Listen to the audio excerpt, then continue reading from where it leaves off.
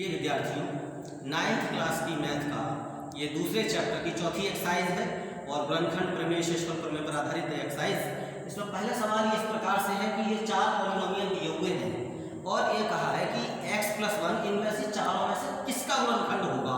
तो देखिए, आपको याद होगा हमने आपको पढ़ाया था शेषफल प्रमेय और गुणनखंड प्रमेय के बारे में। तो गुणनखंड प्रमेय क्या थी कि अगर px कोई एक पॉलिनोमियल है और x माइनस ए से मान लीजिए इसको भाग दिया जाए, x माइनस ए से इसको भाग दिया जाए, तो अगर जो शेषफल है, शेषफल कौन होता है कि अगर वो 0 आ जाता है तो ये जो x माइनस है, x माइनस ए, वो इस पॉलिनोमियल px का एक गुणनखंड होता है, नहीं तो नहीं होता। बस इतनी सी बात है। तो यहाँ पर अगर आपको देखना कि x+1 का चेक करना है, सवाल आप किताब में देखेंगे तो लिखा हुआ है पूरा, तो x+1 एक व्यंजक दिया हुआ है, इन चार में से किसका गुणनखंड है ये चेक करना। तो बिल्कुल आप क्या काम करिए, जैसे x+1 है बराबर 0, तो x बराबर क्या हो गया -1। अब ये x बराबर -1 इस पॉलिनोमियल में रख के देख लीजिए, यानी शेषफल निकाल लीजिए। अगर रखने पे 0 जिसका आ जाए तो गुणनखंड होगा, नहीं आए तो नहीं होगा, इतनी सी बात है। तो ये शेषफल जो है तो ये हो गया p-1। अब जैसे ये वाला मान लो मैंने इसमें रख के देख लिया, x की घात -1 की घात 3 प्लस -1 की घात 2 प्लस -1 और +1। अब यहाँ ये देखा मैंने तो ये क्या आ गया -1 प्लस ये 1 हो जाएगा -1 और ये +1, तो -1 से +1 गए, -1 से +1 गए, क्या आ गया शेषफल 0 आ गया। इसका मतलब ये हो गया कि x+1 व्यंजक ये जो है x³ plus x² plus x+1 का एक गुणनखंड है।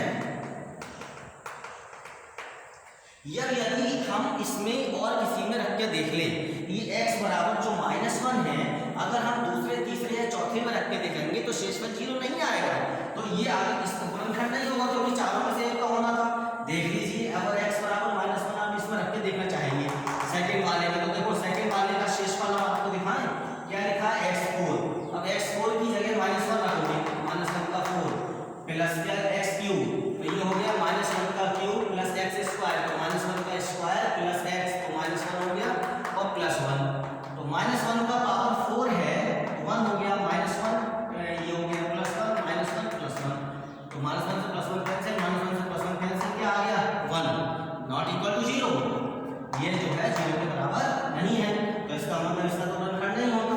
इसी प्रकार से आप इसमें रख के देखेंगे, तीसरे में रख के देखेंगे, चौथे में रख के देखेंगे, तो अभी ये 0 नहीं आएगा। तो ये जो है इसके रख के 0 आ गया, गुणनखंड है। अब इसमें यहाँ पर ये 3 सवाल पार्ट दिए हुए हैं दूसरे सवाल में, और ये चेक कहा है कि गुणनखंड प्रमेय लगा के ये चेक करके बताओ कि gx px का गुणनखंड है या नहीं। तो वही चीज है, अगर gx को तुम्हें चेक करना है कि इसका px का गुणनखंड है या नहीं, यानी कि x+1 इसका गुणनखंड है या नहीं, तो बहुत सिंपल सी बात है, x+1 बराबर 0 तो x बराबर कितना आया -1। तो अगर ये इसका गुणनखंड होगा, अगर जो शेषफल है वो जो p शेषफल कितना होना चाहिए p-1, ये जो शेषफल p-1 है तो 0 आ जाएगा। अगर 0 आ जाएगा तो गुणनखंड होगा। तो अब यहाँ पर p-1 का मान निकालो, 2 -1 का क्यूब हो गया प्लस -1 का स्क्वायर हो गया -2 -1 अब -1 का क्यूब करेंगे क्या आएगा -1 का 2 से मल्टीप्लाई किया -2, -1 का स्क्वायर किया +1 हो गया, -2 का -1 से मल्टीप्लाई किया +2 हो गया -1। अब आप देख सकते हैं कैंसिल हो गया, +1 से -1 क्या आ गया शेषफल 0। इसका मतलब स्पष्ट है, हम गुणनखंड प्रमेय से कह सकते हैं कि gx px का गुणनखंड है। अतः gx px का एक गुणनखंड है। अब इसको यही रोका, अब दूसरा वाला देखते हैं, px बराबर इतना gx बराबर इतना। अब यहाँ पे करना चाहे तो क्या करना कि x+2 gx का मान है, ये 0 के बराबर है, x का मान निकाला कितना आ गया -2, तो मैं इसमें रखूंगा तो शेषफल आएगा कितना आएगा p-2।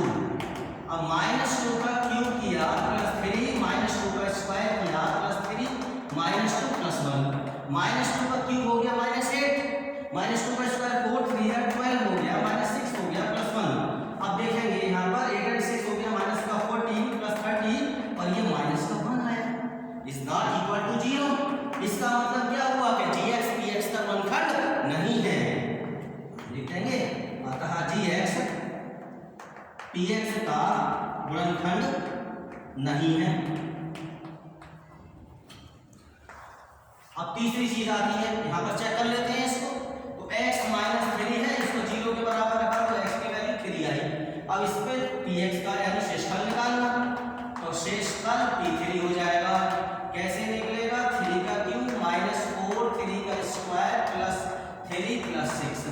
क्या हो जाएगा 3 का क्यूब यानी कि 27 माइनस 3 का स्क्वायर हो गया 9, 9 4 सा 36 और प्लस 9 हो गया 27 और 9 36 माइनस 36 कितना हो गया 0। तो ये भी 0 आ गया। इसका मतलब यहाँ पर हम कह सकते हैं कि gx px का गुणनखंड है। देखिए यहाँ पर इन 4 पार्ट किए हैं इस तीसरे सवाल में और कहा है कि अगर x माइनस 1 इसका एक गुणनखंड है तो इसमें जो वेरिएबल पड़ा हुआ है k उसका मान बताना है। यानी ये अगर हम देखें तो पिछले 2 सवालों से किस प्रकार भिन्न है, सवाल को समझना आता है। पिछले 2 सवालों में ये जांच का विषय था कि ये इसका गुणनखंड है या नहीं। तब हम क्या कर रहे थे, जो भी gx था या जो डिवाइजर होता था उसको हम देखते थे 0 के बराबर रख के x की वैल्यू निकालते थे और उसे फिर दिए हुए पॉलिनोमियल में रख के डिविडेंड में रख के रिमाइंडर निकालते थे, शेषफल निकालते थे। अगर वो 0 आता था तो कहते थे वो उसका गुणनखंड है और नहीं है। यहाँ पर क्या है कि ये कंफर्म कर दिया x माइनस 1 इसका ही गुणनखंड है।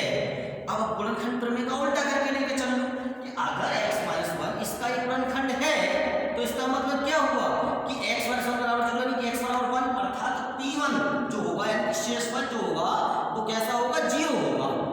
ये है बात। तो अगर हम यहाँ पे जैसे लिखें क्योंकि x माइनस 1 px का px का गुणनखंड है अतः गुणनखंड प्रमेय से, तो गुणनखंड प्रमेय से क्या होगा कि जो p1 है वो 0 होगा। ये बात हमको गुणनखंड प्रमेय बता रही है। अब p1 0 होगा तो अब यहाँ पर px बराबर x square plus x plus k है तो फिर p1 बराबर क्या होगा x की जगह 1 रख दो, x की जगह 1 रखोगे तो 1 का स्क्वायर प्लस 1 और प्लस k इक्वल टू 0। तो k यहाँ पर हो जाएगा 2 प्लस k इक्वल टू 0 तो k इक्वल टू -2। ये चीज आ रही है निकल के अगर x माइनस 1 इसका गुणनखंड है तो k का मान -2 होगा। अब दूसरा वाला सवाल ले लो। दूसरे सवाल में भी यही काम करना, बोले क्योंकि x माइनस 1 इसी तरह से लिखेंगे इस px का गुणनखंड है अतः इसका मतलब क्या हो गया p1 बराबर 0 होगा। गुणनखंड प्रमेय से वाली लैंग्वेज यहाँ लिखी जाएगी तो p1 बराबर 0 हो गया तो 2 1 का square plus k 1 plus √2 equal to 0। अब 1 का स्क्वायर है तो 1 हो जाएगा, 1 का 2 से multiply 2 plus k plus √2 equal to 0। तो k इक्वल टू हो गया माइनस कॉमन लेते तो 2 प्लस √2। थर्ड पार्ट में देखेंगे हम x माइनस 1 इसका भी गुणनखंड है तो हम यहाँ भी लिखेंगे तो x माइनस 1 px का एक गुणनखंड है अतः गुणनखंड प्रमेय से तो क्या हो जाएगा p1 बराबर 0। यहाँ पर ये 2 लाइन लगा दी मैंने, इसका मतलब ऐसे ही लैंग्वेज लिख लेना। तो ये हो जाएगा k 1 का स्क्वायर माइनस √2 1 और प्लस 1 इक्वल टू 0। अब 1 का स्क्वायर 1 हो गया फिर k से मल्टीप्लाई हो जाएगा k आ जाएगा माइनस का √2 प्लस का 1 इक्वल टू 0।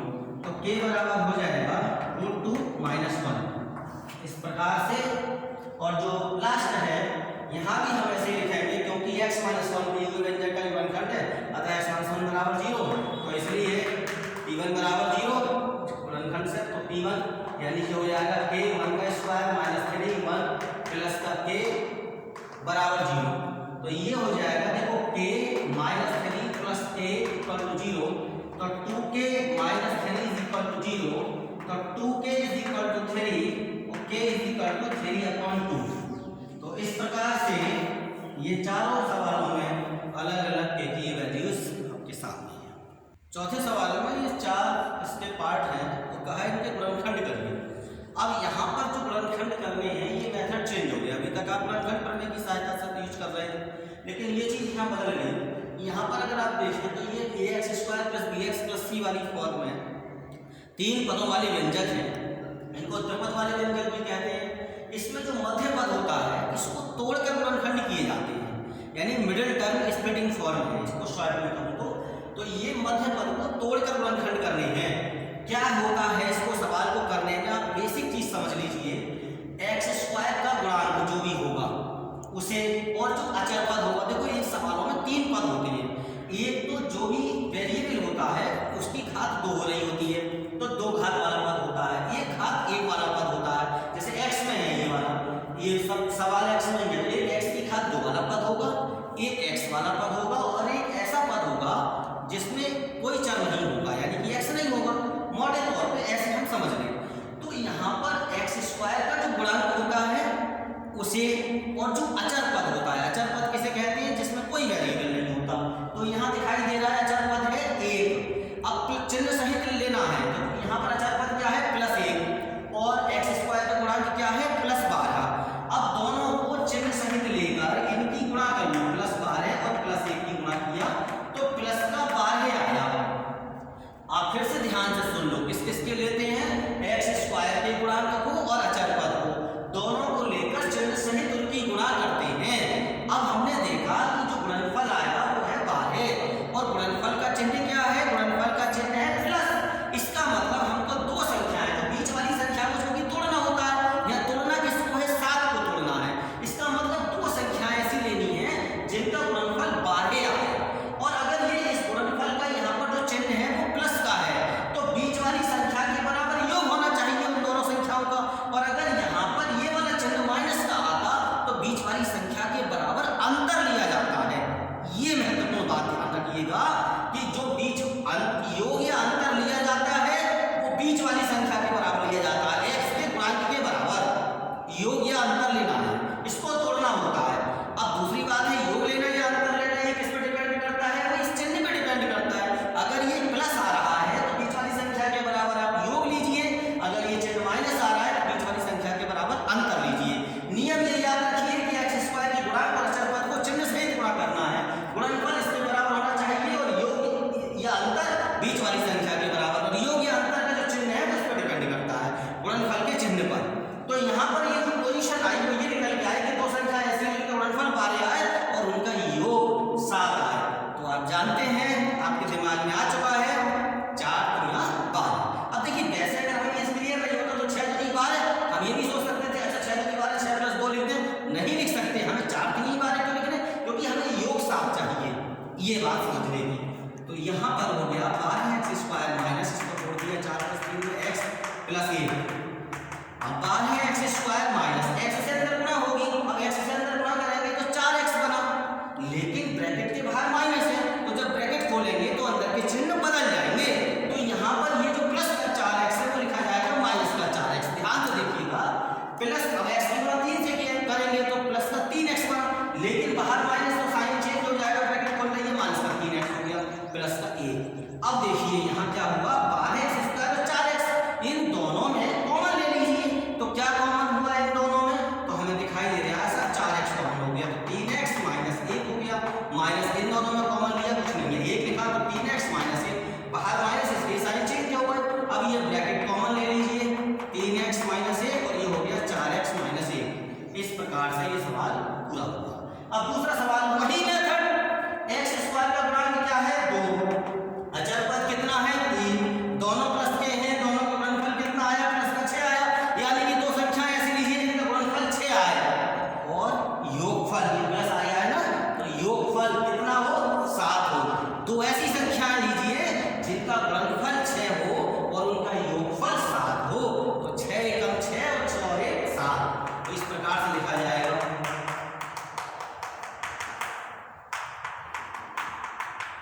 अंदर गुणा कर दिया x से, तो ब्रैकेट के बाहर प्लस है इसलिए देयर इज नो चेंज, या फिर कोई चेंज नहीं होना। इन दोनों में 2x स्क्वायर और 6x में 2x कॉमन ले लिया, x + 3 हो गया, प्लस इन दोनों में 1 कॉमन ले लिया तो ये x + 3 हो गया। अब ये ब्रैकेट कॉमन ले लो, x + 3 ये हो गया 2x + 1। अब देखिए ये वाली चीज आई 6x square + 5x - 6, x square का गुणांक है 6, अचर पद है माइनस का 6, दोनों की हम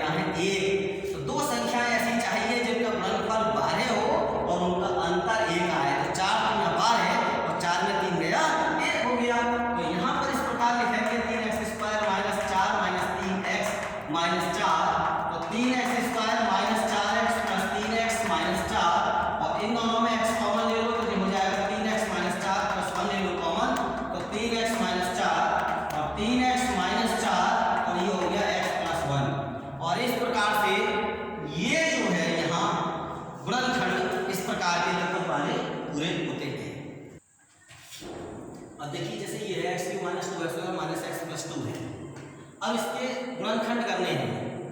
तो वैसे क्या होता है कि अगर ये सिर्फ ये लिख के आया कि गुणनखंड कीजिए तो आप स्वतंत्र है किसी विधि से कर सकते हैं। जैसे यहाँ पर x की घात 3 लगा, x की घात 3 minus 2x² minus x plus 2। अगर मैं ये देखूँ कि यहाँ x² कॉमन ले लिया तो ये बचा x माइनस 2 माइनस का 1 कॉमन ले लिया तो ये x माइनस 2 हो गया।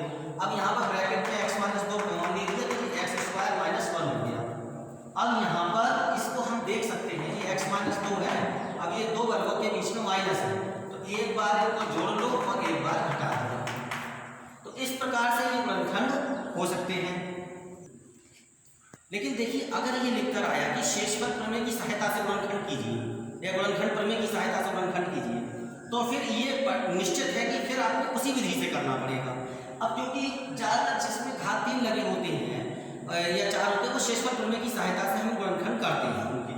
तो यहाँ ये जिस प्रकार से घात 3 आया है तो शेषफल प्रमेय की सहायता से गुणनखंड हो सकता है। तो हमने देखा x बराबर 1 रखने पर हम शेषफल प्रमेय की सहायता से गुणनखंड करने के लिए तरीका क्या होता है, पहले कोई एक व्यंजक ऐसा ज्ञात करते हैं जो कि इसका गुणनखंड हो। उसका तरीका क्या होता है, हम ये चेक करके देखेंगे x बराबर 1 पे 0 आ रहा है नहीं आ रहा शेषफल, नहीं तो फिर -1 रख के देखेंगे, -1 रखें फिर 2 रखें, नहीं तो -2 रखें, 3 रखें, -3 रखें। यानी कि इस प्रकार से रखने पर ये हमको एक व्यंजक मिल जाएगा कि वो इसका एक गुणनखंड है, क्योंकि गुणनखंड प्रमेय कहती है इस बात के लिए। अब जब वो इसका एक गुणनखंड है तो फिर इससे इसे भाग जब करेंगे तो बाकी के गुणनखंड भी मिल जाएंगे। ये एक तरीका रहता है गुणनखंड करने का, इसको शेषफल प्रमेय की सहायता से गुणनखंड प्रमेय की सहायता से गुणनखंड करना बोलते हैं। ये भी एक मेथड है। तो x बराबर 1 रखा है इसमें, तो अब देखो शेषफल कैसे निकलता है, x की जगह 1 रख दो, 1 की घात 3 माइनस 2, 1 की घात 2 माइनस का 1 प्लस का 2, 1 माइनस 2 माइनस 1 प्लस 2। अब बहुत स्पष्ट है कि देखो प्लस के 2 और प्लस का 1 3 हो गया, माइनस का 3 हो गया, शेषफल 0 आ गया। तो जब x बराबर 1 रखने पर शेषफल 0 आ गया तो आपने गुणनखंड प्रमेय सीखा है ना कि यही तो था। तो इसका मतलब क्या हुआ, बने चला गया तो x माइनस 1 दिए हुए व्यंजक का एक गुणनखंड है। तो गुणनखंड प्रमेय से स्पष्ट है कि x माइनस 1 दिए हुए व्यंजक का एक गुणनखंड है। गुणनखंड तो और भी होंगे, घात 3 है तो वही घात 1 वाले तो 3 होने चाहिए, लेकिन हाँ ये है कि x माइनस 1 उन 3 जो होंगे उनमें से एक है। यहाँ तक हम बात पहुँचे। अब जब x माइनस 1 इसका एक गुणनखंड है तो बाकी के कैसे निकालें, अब हम x माइनस 1 से इसको भाग कर दें, ये है तरीका।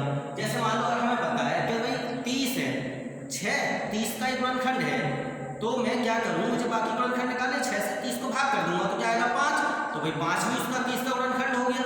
इस प्रकार से तो यहाँ पर अब हम क्या किए कि यहाँ x माइनस 1 से इसको x³ minus 2x² minus x plus 2 इसको भाग करेंगे।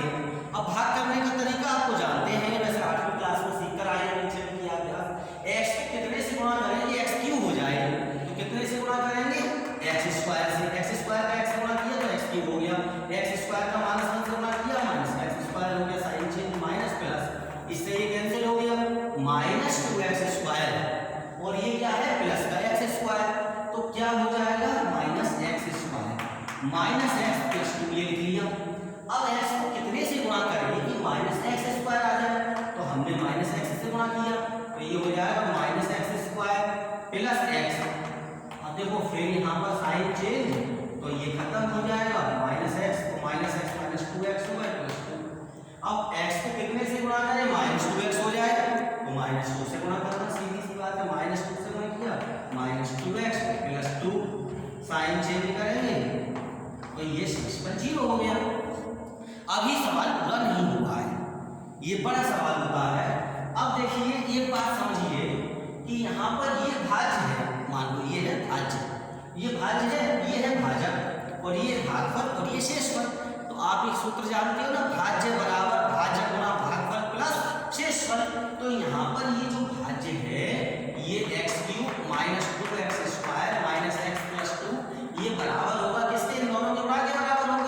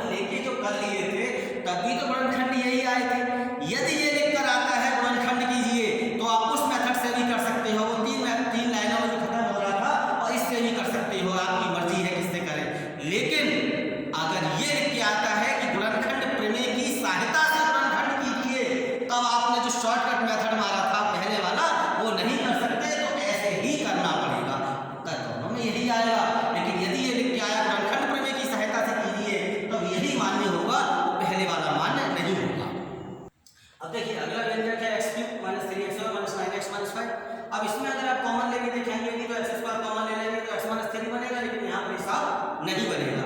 इसका मतलब जैसे पहले सवाल में कर लिया था वो एक महज इत्तेफाक था, वो चीज़ यहाँ लागू नहीं होगी। तो इस सवाल के अगर गुणनखंड करने हैं तो आप गुणनखंड प्रमेय का ही प्रयोग करना पड़ेगा। तो अब यहाँ पर गुणनखंड प्रमेय का प्रयोग करने के लिए आपको ये व्यंजक हासिल करना पड़ेगा कि जो कि गुणनखंड हो। तो कैसे मिलेगा, अब आप चेक करके देखो कि क्या एक्स बराबर 1 रखने पे 0 आएगा। अब मैं 1 रखूंगा तो अगर अपने कैलकुलेशन करके देख लो तो क्या बनेगा, 1 माइनस का 3 माइनस का 9 माइनस का 5, भाई नहीं आ रहा है 0। अब एक्स बराबर माइनस 1 रख के देख लो तो क्या हो जाएगा, अब अगर एक्स बराबर माइनस 1 रख के देख लो तो माइनस 1 हो जाएगा, ये माइनस 3 रहेगा, ये प्लस का 9 हो जाएगा और ये सही हिसाब बन जाएगा बिल्कुल। तो एक्स बराबर माइनस 1 रखने पर, और ये पहले रख के देखना चाहिए, उसके बाद यहाँ पर जो बनया है वो उसे फेयर कर दो। तो एक्स बराबर माइनस 1 रखने पर अब शेषफल निकालो, तो ये हो गया माइनस 1 का क्यूब माइनस 3 माइनस 1 का स्क्वायर माइनस 9 माइनस 1 माइनस 5। अब ये हो गया माइनस 1 का स्क्वायर करोगे तो प्लस 1 हो गया, प्लस 1 का 3 माइनस 3 मल्टीप्लाई करो माइनस 3 हो गया, माइनस 9 माइनस 1 प्लस का 9 हो गया, माइनस का 5 हो गया। अब देखेंगे, देखो माइनस के 5 minus 3 minus 8 and minus 1 minus 9 और ये हो गया प्लस 9, टोटल 0 हो गया। इसका मतलब क्या हो गया कि ये जो माइनस 1 अगर इधर डाला तो x प्लस 1 इस दिए हुए व्यंजक का एक गुणनखंड है। हम लिख सकते हैं यहाँ कहा x प्लस 1 दिए हुए व्यंजक का एक गुणनखंड है। अब जब x प्लस 1 इसका एक गुणनखंड है तो अब x प्लस 1 से इसको भाग करके देखें तो शेषफल आ जाएगा। देखो क्या आएगा, अब x प्लस 1 से इसको भाग करिए, x cube minus 3x square minus 9x minus 5। अब x को कितने से गुणा करेंगे, x क्यूब हो जाए तो x स्क्वायर से गुणा करेंगे, x क्यूब हो गया, x स्क्वायर से 1 की गुणा करेंगे, x स्क्वायर हो गया साइन चेंज, माइनस माइनस खत्म हो गया। अब minus 3x square minus x square minus का 4x स्क्वायर हो गया, माइनस 9x माइनस 5। अब x को कितने से गुणा करें, माइनस 4x स्क्वायर हो जाए तो बोले माइनस के 4x से मल्टीप्लाई करिए, माइनस 4x से मल्टीप्लाई किया, माइनस का 4x स्क्वायर माइनस 4x से मल्टीप्लाई किया तो माइनस का 4x हो गया, साइन चेंज करेंगे ये कैंसिल हो जाएगा, minus 9x plus 4x minus का 5x हो गया माइनस 5। अब माइनस 5x आ रहा है, x को कितने से मल्टीप्लाई करें, माइनस का 5x आ जाए तो माइनस के 5 से मल्टीप्लाई करेंगे तो माइनस का 5x हो गया, माइनस का 5 साइन प्लस चेंज हो जाएगा, साइन चेंज कर 0 आ गया। इसका मतलब ये बराबर इन दोनों गुणनखंड के बराबर हो जाएगा, सीखा आपने। तो ये जो चीज हो गई यहाँ पर x cube minus 3x square minus 9x minus 5 और इक्वल टू होगा x plus 1 into x square minus 4x minus 5। तो यहाँ पर ये हो गया x प्लस 1। अब यहाँ इसके गुणनखंड करने कोई वही चीज आ गई, x स्क्वायर का गुणनखंड क्या है, 1 है, अचर पद कितना है, माइनस 5 है, तो माइनस 5 की 1 की गुणा करें तो माइनस का 5 आया, तो संख्या ऐसी चाहिए कि गुणनफल 5 आए और माइनस आ रहा है तो अंतर लेना चाहिए, कितना होना चाहिए, अंतर 4 होना चाहिए। फिर से सोचो, दो संख्या ऐसी हो जिनका गुणनफल 5 आया और उनका अंतर 4 आया, 5 एकम 5, 5 में 1 गया 4। तो यहाँ पर ये हो गया x square minus 5 minus 1 x minus 5। अब ये हो गया x plus 1 x square minus x अंदर गुणा करेंगे minus 5x plus x minus के 5 हो गए, इन दोनों में अब x कॉमन हो जाएगा, x कॉमन हो गया तो x माइनस 5 प्लस 1 कॉमन हो गया x माइनस 5 और यहाँ पर x प्लस 1 हो गया x माइनस 5 और ये हो गया x प्लस 1। तो इस प्रकार से ये सवाल यहाँ पर पूरा होता है। अब देखिए जैसे ये लिखा है x plus 13x square plus 32x plus 20। अब इसमें मुझे ये चेक करके देखना है कि इसमें क्या रखूंगा, 0 आ जाए। अब x बराबर जैसे बताया था ना, 1 रखो, माइनस 1 रखो, 2 रखो, माइनस 2 रखो। अब यहाँ पे प्लस वाला तो कोई रखो ही मत, क्यों मत रखो, क्योंकि ये चारों पद प्लस में है, तो अगर आप प्लस वाला कोई भी वैल्यू रखोगे तो उसके लिए तो 0 आएगा नहीं और स्पष्ट है। तो फिर क्या रख के चेक करना चाहिए, माइनस में रख के चेक करना चाहिए इसके लिए। तो x बराबर माइनस 1 रखने पर अगर मैं x बराबर माइनस 1 रखूं तो देखिए जो शेषफल बनेगा वो क्या बनेगा, माइनस 1 का क्यूब प्लस 13 माइनस 1 का स्क्वायर प्लस 32 माइनस 1 प्लस 20 और ये हो गया माइनस 1 प्लस 13 माइनस 32 प्लस 20 और यहाँ पर देखिए ये 20 एंड ये हो जाएगा 33 और माइनस 32 माइनस 1 माइनस 33 तो क्या आ गया, 0 आ गया। तो इसका मतलब क्या हो गया, हमारे सामने इधर आएगा प्लस 1, यानी कि x प्लस 1 दिए हुए व्यंजक का एक गुणनखंड है। और जब x+1 दिए हुए व्यंजक का गुणनखंड हो गया तो आगे क्या करना, सेकंड मेथड याद आ गया, x+1 से इसको भाग करना है। बहुत अच्छा, अच्छे बच्चे जानते हैं और वो इसको कर सकते हैं। तो x+1 से इसको भाग करना है, x³ + 13x² + 32x और +20। तो x को कितने से x³ लाना है तो x² से मल्टीप्लाई किया, x³ हो गया +x² माइनस साइन चेंज, ये हो जाएगा 12x² + 32x + 20। अब ये हो जाएगा 12x से मल्टीप्लाई करो तो ये हो जाएगा 12x², 12x का 1 से मल्टीप्लाई करेंगे 12x माइनस माइनस, अब यहाँ पर ही कैंसिल हो गया, ये बचा 20x + 20 प्लस के 20 से मल्टीप्लाई करेंगे तो ये हो जाएगा 20x + 20 minus minus sign change 0। तो इस तरह से डिवाइड कर लेना है। और डिवाइड करने के बाद यहाँ पर देखिए ये जो तीसरा स्टेप आता है इसमें x³ + 13x² + 32x + 20 और ये इक्वल हो जाएगा x+1 और x² + 12x + 20। अब यहाँ पर हम नहीं छोड़ सकते क्योंकि अभी आगे इसको और ज़्यादा फैक्टराइज किया जा सकता है तो फिर फैक्टर करने चाहिए। तो ये हो जाएगा x+1। अब देखो दो संख्या से चाहिए तो गुणनफल 20 आए और उनका योगफल 12 आए। 5 × 20 10 × 20 10 और 2 12 x² + 10 + 2x + 20 x+1 x² + 10x + 2x + 20 और ये हो जाएगा x+1, x कॉमन ले लिया x + 10 + 2 कॉमन ले लिया x + 10 और यहाँ पर x+1 और x + 10 और फिर x + 2 और इस प्रकार से ये पूरे इसके गुणनखंड हो चुके हैं। तो मैं समझता हूँ सभी छोटे छोटे बच्चों